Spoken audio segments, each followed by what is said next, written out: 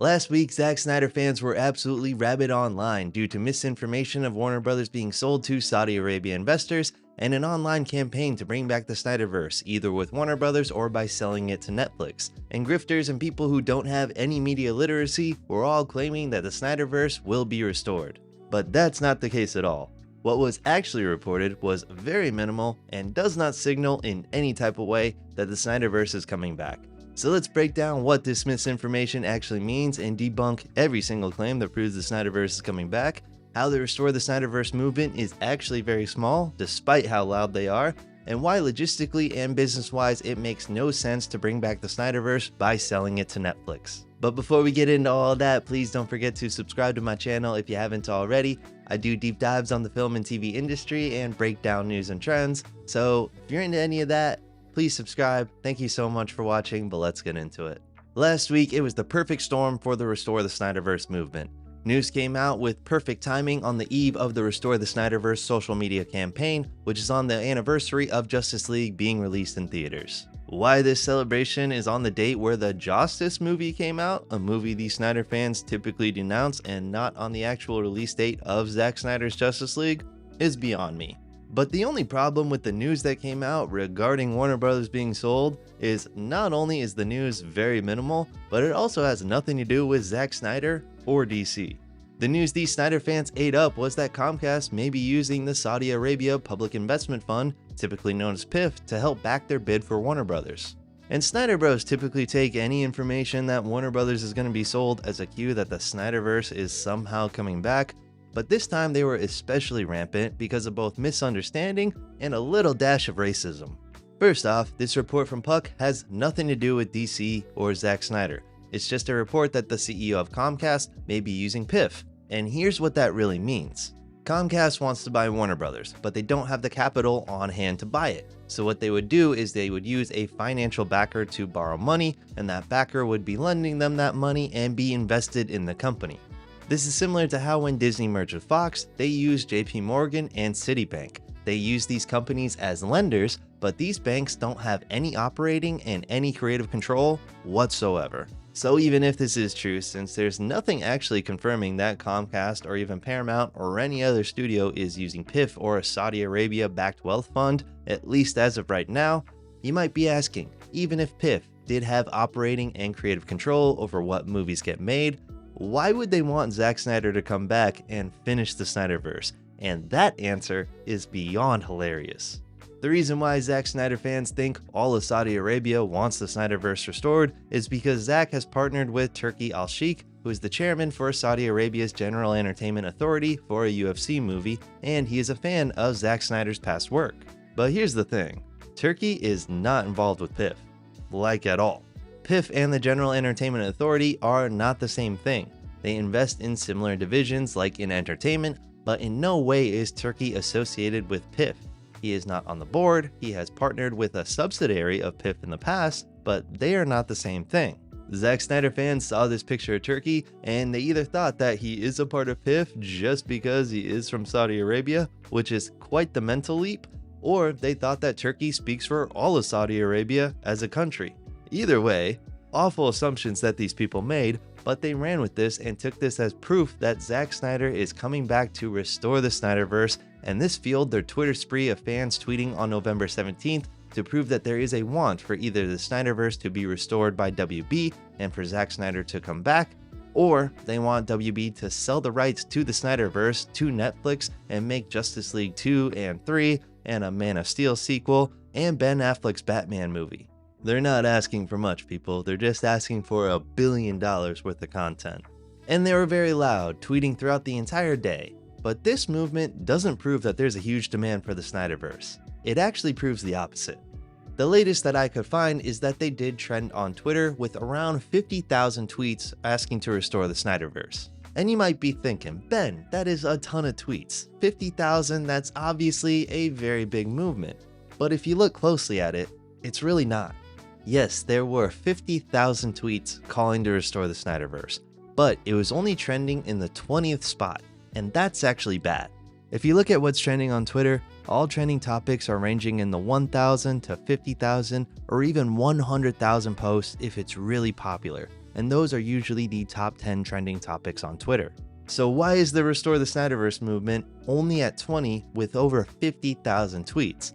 That amount of tweets should put them in the top 10. There are trending topics with only 2,000 tweets that are in the top 10, but the Restore the Snyderverse movement could not crack that. Why is that? It's because most of those 50,000 tweets were mostly coming from the same exact accounts. Algorithms recognize when posts are coming from the same accounts and takes that into consideration when pushing it out into the algorithm and how it classifies it as trending. If a lot of different accounts are talking about something, then it will trend higher, even if there's not a huge amount of tweets. But if it's just the same accounts, it's not going to recognize it as a big movement and push it into trending topics. It'd be like if I watch my own YouTube videos on a loop. YouTube has my IP address and they will recognize that even though my views are going up, lots of people aren't watching me. They'll instead recognize just one person is watching me a lot and still not push me out. And that's what the Restore the Snyderverse movement is. It may seem big because there's a lot of tweets, but it's really not. It's just the same people spamming out the same hashtag. The data largely proves this. If there were a ton of different people tweeting out about this, then they would be trending higher than 20 with over 50,000 tweets. That is just a fact. But my guess is this misunderstanding of how financial backers work or how Twitter algorithms work won't sway these people, and they will still believe that it is a realistic goal to sell the Snyderverse to Netflix, and that is actually more of a ridiculous ask. But let's entertain this idea just to show how difficult it will be, and it won't give them the results that they want. In order to do this, WB or Comcast or whoever owns DC would not just sell the rights to the Snyderverse and it would be as easy as that. They would still own DC and the property which these characters are based off of, so they wouldn't actually be selling anything. It would be a licensing deal, licensing the IP of the Snyderverse to another studio. This licensing deal would cost millions of dollars and it would take months of legal work just to figure it out, maybe even years. Assuming a licensing deal gets made, Netflix would then have to invest millions of more dollars just to make these movies. And these aren't just typical movies, these are big blockbuster movies, and they would have to bring back Henry Cavill, Ben Affleck, Gal Gadot, the criminal and problematic Ezra Miller, and they would have to put them all into new contracts, which would be insanely pricey. Not only would it cost a fuck ton, but Netflix and Zack Snyder wouldn't have full creative control either. Whoever owns DC would still have a say in what Zack Snyder does with it, what characters they can use, even if they license it out. That's a typical clause in a licensing contract. You can't just license out an IP and then they can do whatever the fuck they want with it.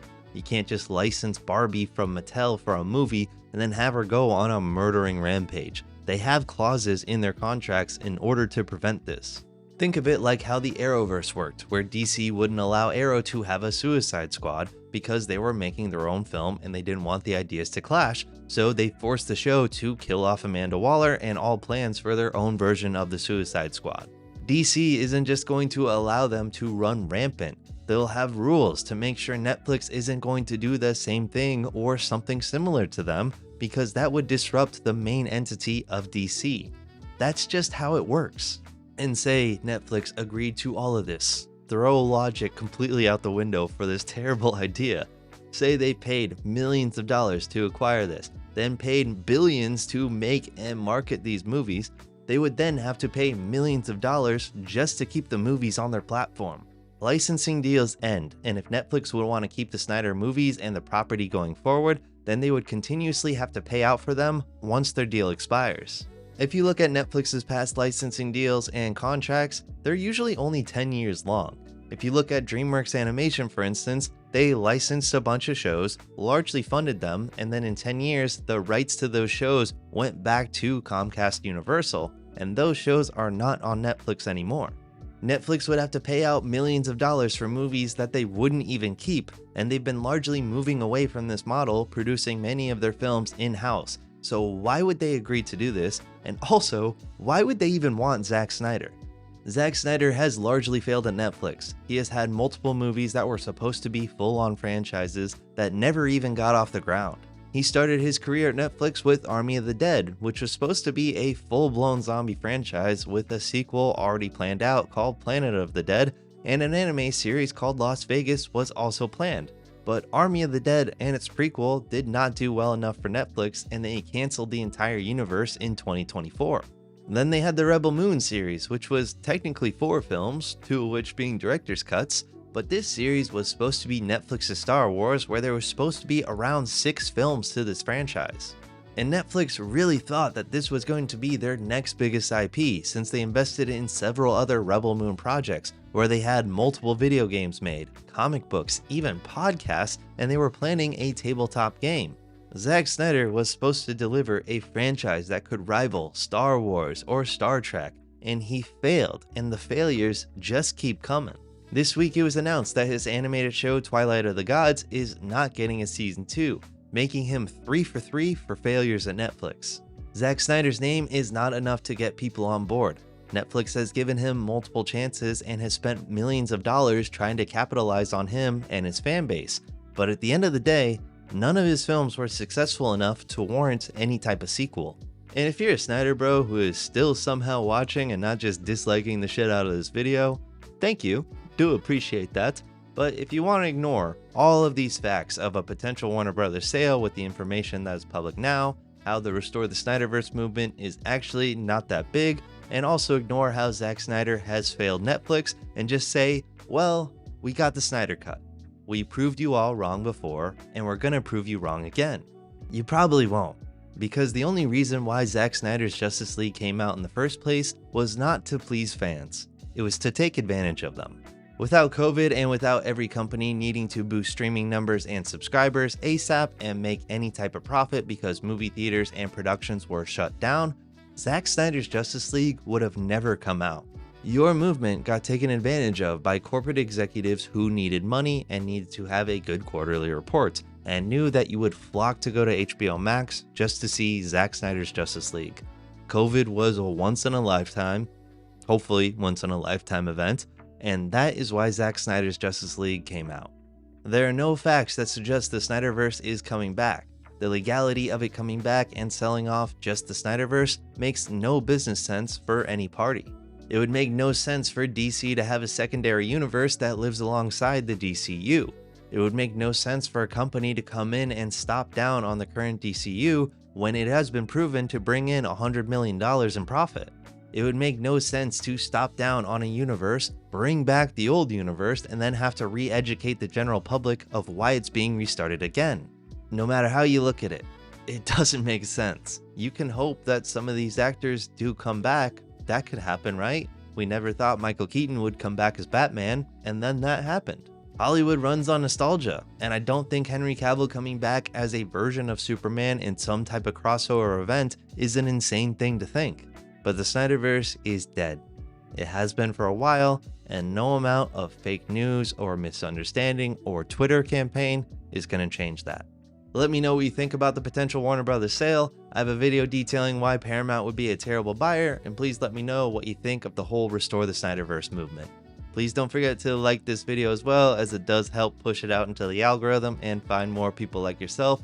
And if you're on mobile, also hype it. That's a new thing they're doing. And please don't forget to subscribe. If you do, I'll see you in the next one. Thank you.